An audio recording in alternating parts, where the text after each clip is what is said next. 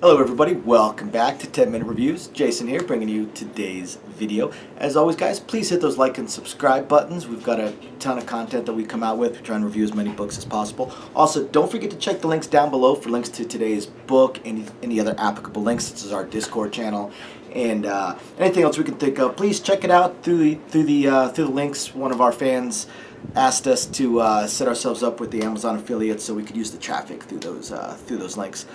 Otherwise, once again, thank you everybody for joining us, and I'm going to go ahead and get right into today's video.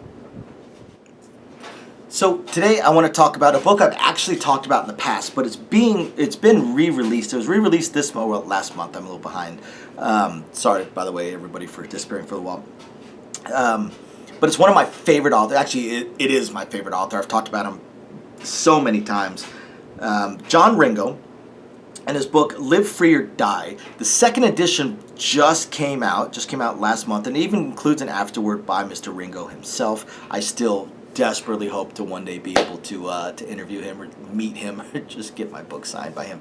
But again, my favorite author. And this book started out one of my favorite series. Now, all of his series are fantastic, phenomenal, fun, great, just an absolute blast. He tends to write, Ringo mostly writes military science fiction in some way, shape, or form. His fantasy series, even that, the Council Wars, even that was kind of sciencey, pretty sciencey actually. And but most of his books, military science fiction. You know, his Posleen Wars or Legacy of Aldenata or whatever you want to call it. Fantastic series. It hurts me so deep in my soul that he hasn't written the next book or farmed it out to somebody else to write the next book. But this one, also one of my favorite series. This one had, I think, 3 books in the series, and I would do many things to have a 4th book be written. But he doesn't, leave you hanging on anything on this particular series. And Live Free or Die is what starts it out. One of the things that's great about Mr. Ringo is that when he writes about soldiers, he gets the mentality of the soldier almost perfect, and it's because he was a soldier. Civilians, people that haven't, and even military people that were in jobs that are much more civilian adjacent, don't quite understand the mentality and can't encapsulate and nail the mentality of an actual combat soldier. Mr. Ringo nails the dark humor and just the personalities and the ways of almost viewing the world and viewing combat that soldiers have. And he even manages to translate in this particular series into more space combat. Typically, it's more ground combat, like the Legacy of Aldenata. It's more ground combat. They're basically infantrymen. And here you mostly have fighter pilots. But this book is basically set in kind of quasi-modern times. It's our world, only we've been introduced to the wider galaxy and galactic society in a way. Aliens have finally shown up. They put a gate in our solar system, which is how the interstellar travel works. And the friendly ones have shown up to this point. We know there are militaristic ones out there and conquerors and stuff like that. But so far, the friendly ones have shown up, and we've been able to trade with them. Trade up to a point and learn things and gain a little bit of a bootstrapping to our technology. And then we get to the main character, Tyler Vernon. And Tyler Vernon is basically just a small businessman. And he's hoping to strike it big in some way, shape, or form. He's got enough money that if he can find the right thing, he's going to lock it down and go from there. So it basically starts out with Mr. Vernon meeting with a trader, an alien trader, and he basically brings the junk drawer with him. Well, only now it's basically the junk car. Imagine if you filled up a pickup truck with just every bit of random thing that you can think of to see what will interest aliens. Now, obviously, our technology is not going to do it. He's trading for technology. He's trading for circuitry and AIs and high technology. So he focuses on things that might interest aliens that they may not have, that is Earth specific. Obviously, technology we can't touch. We don't have interstellar travel. We don't even have interplanetary travel at any kind of functional level. So food, art, things along those lines, but mostly food. And he strikes gold. He discovers that this particular alien species, to them, maple syrup is basically crack. And using this knowledge, he then kind of locks up the whole maple syrup manufacturing and turns himself into the richest man in the world. Now, along with this, Vernon is a bit of a futurist in a way, and science fiction fan, of course, but a bit of a futurist in the way, and wants to also protect Earth. And he comes up with some pretty interesting ideas and ways of doing it, because eventually these militaristic societies are going to show up to Earth and want to take us over. Tyler does not want that to happen because, this is his planet. All the stuff is there. He likes it there.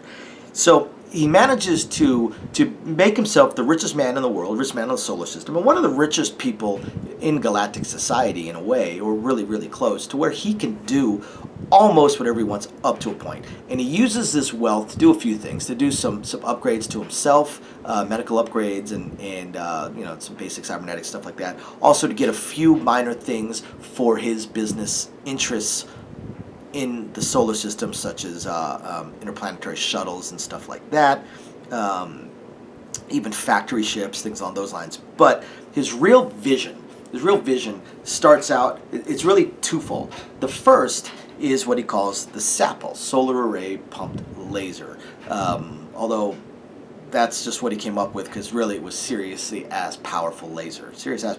And he basically puts mirrors out in space, and he uses these mirrors to focus sunlight to one mirror, focus 3 beams to one mirror, and then that one, there's like 6 of those mirrors that focus down into one mirror, and he basically focuses sunlight into one ultra powerful mirror, or ultra powerful solar laser. It's not actually a laser because it's not coherent light like a laser is. Those of you that are not aware, lasers originally started out as maser, and it was microwave amplification by the sustained emission of radiation. And laser was light amplification by the sustained emission of radiation. And it's basically coherent light, not solar energy.